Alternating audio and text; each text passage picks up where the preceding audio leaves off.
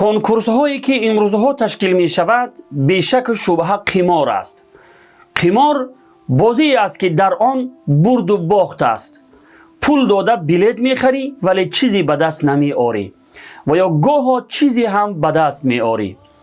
قماری است که حرام بودن آن با دلیل های قطعی قرآنی ثابت است.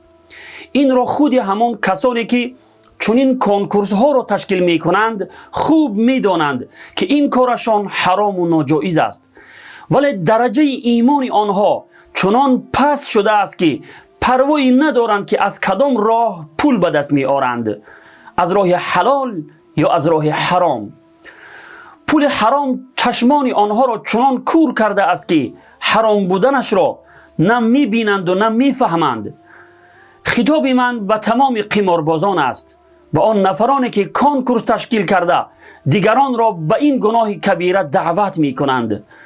شما کسانی هستید که 1400 سال پیش پیامبر خدا صلی الله علیه و سلم درباره شما چنین ارشاد فرمودند که اگر شنوید حیران می شوید.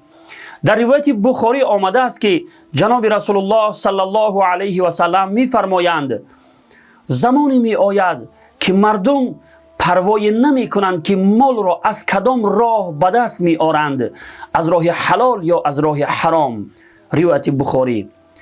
امروزها ما خود شاهد آن زمانی هستیم که جناب رسول الله صلی الله علیه و سلم 1400 سال پیش خبر داده بودند. پس ای قماربازان، ای کسانی که کنکورس ها تشکیل کرده مردم را به گناه کبیره دعوت می کنید، از الله بترسید و از این کار حرام دست کشید و الا انتظار عذاب الله باشید که به صورت بلا و مصیبت ها، سختی ها و پریشانی ها بر سر شما می آید. از الله بترسید برادران عزیز.